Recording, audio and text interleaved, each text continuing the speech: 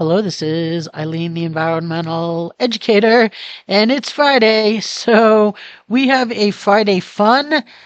Today is what happens when you're out in a national park and maybe you see through some binoculars or you just see something unusual that you're like, oh my gosh.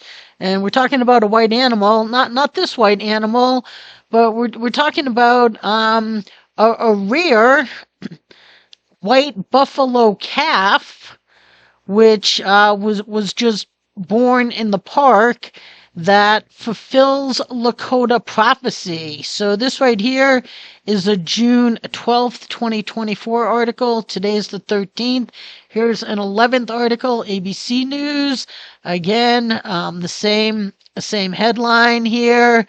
And this was covered a few other places. This is the Cowboy State Daily. And so they're gonna they're planning a ceremony with native elders because they say the white bison is the real deal, and the Indians have taken notice of this. Another article out of Bozeman here. This one has some pictures down here of the little guy gal. They haven't really said what it is, but there's they say that this is a real deal because it's not an albino. An albino would have off-colored skin and hooves maybe and red eyes, and this one has fulfills the prophecy of dark eyes, dark hooves, and a dark nose. Yep, a black nose, black eyes, and black hooves. So, yeah, this little tyke here, male, female, a little cutie. Yeah,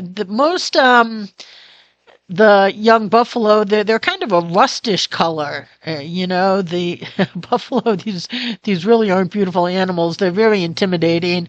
I've been very one walked behind me on a bridge that's like 4 feet wide once. That was, oh my God. I'm like, this animal can just smell the fear coming out of me.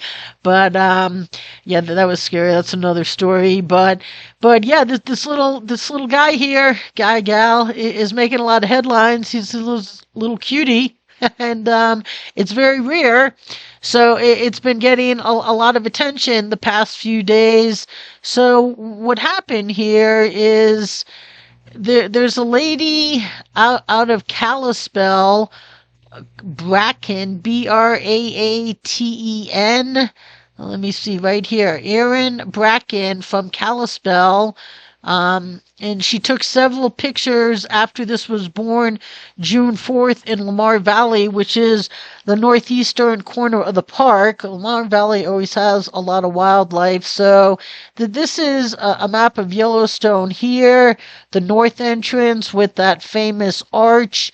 You come down to Norris Hot Springs, and from Norris you can go out to West Yellowstone or down to Old Faithful, and then out to the lake here. And if you go south from the lake, you go onto the John D. Rockefeller Highway. It's like, I don't know, 30 miles maybe right here.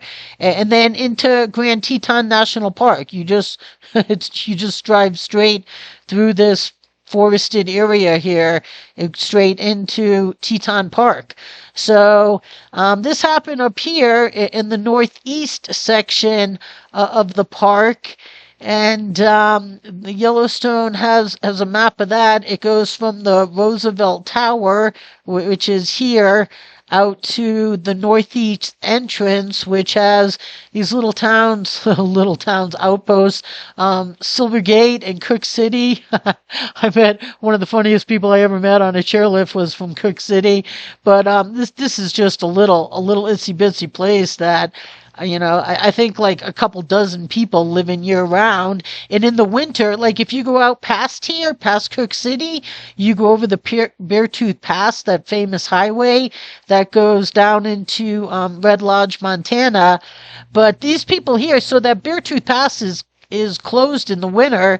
So the only way these people in Cook City and Silver Gate have access to the civilized world in the winter as they come out through the park here. And this is the only road that's open in the winter, is this northeast entrance down to Mammoth Hot Springs and out to the Lamar Valley. That's that's the only road that you can drive on in the winter in Yellowstone, and that is the only way that these people have access to really anything in the winter. So yeah, but they say that's where this little tyke was seen, and so this Erin Bracken said that she spotted something really white amongst a herd of bison in the Lamar Valley, and then like traffic does in Yellowstone, it stopped while the bison crossed the road, and so she stuck out her camera and with her telephoto lens and took some pictures, and it's this white calf, and she said she was totally floored. And then they turned their vehicle around, when the bison cleared the road. They went up the road, but they turned around and they came back, and they just watched the mother and its calf for about 35 to 40 minutes. And then it kind of went into the willows. They came back over the next 2 days, but they didn't see the white calf again. But for the Lakota Indians, the birth of a white buffalo calf with a black nose, eyes, and hooves is akin to the second coming of Jesus Christ, according to Looking Horse, who is a Lakota elder. So right here, Chief Arvol, Arvol Looking Horse, the spiritual leader of the Lakota, Dakota, and Nakota, Oyate, in South Dakota. A lot of Odas going on there. So, yeah, he said that this calf is both a blessing and a warning that we must do more. And this ABC article says that it's a signal that we must do more to protect the earth and its animals. So they kind of elaborate a little bit on that there. But what they say about this little guy here, little guy, gal, is that according to Lakota legend, about 2,000 years ago, when nothing was good, food was running out, and bison were disappearing, white buffalo calf woman appeared, presented a small bowl pipe and a bundle to a tribal member, then taught them how to pray and said that the pipe would be used to bring buffalo to the area for food. As she left, she turned into a white buffalo calf.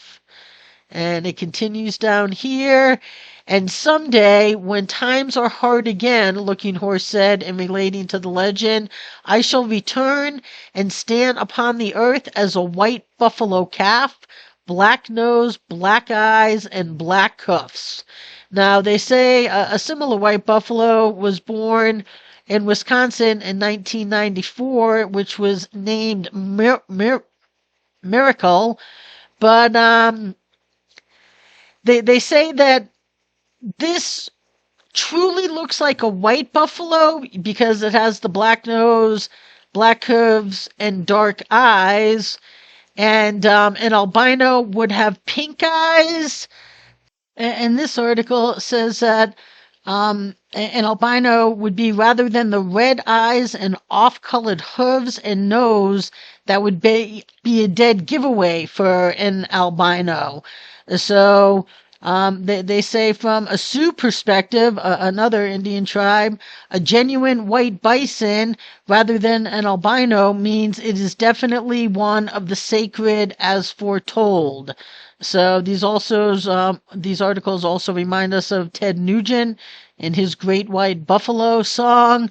But yeah, this little tyke here is getting a lot of press, and the park officials said they have not seen the buffalo yet, could not confirm its birth in the park, and they have no record of a white buffalo being born in the park previously.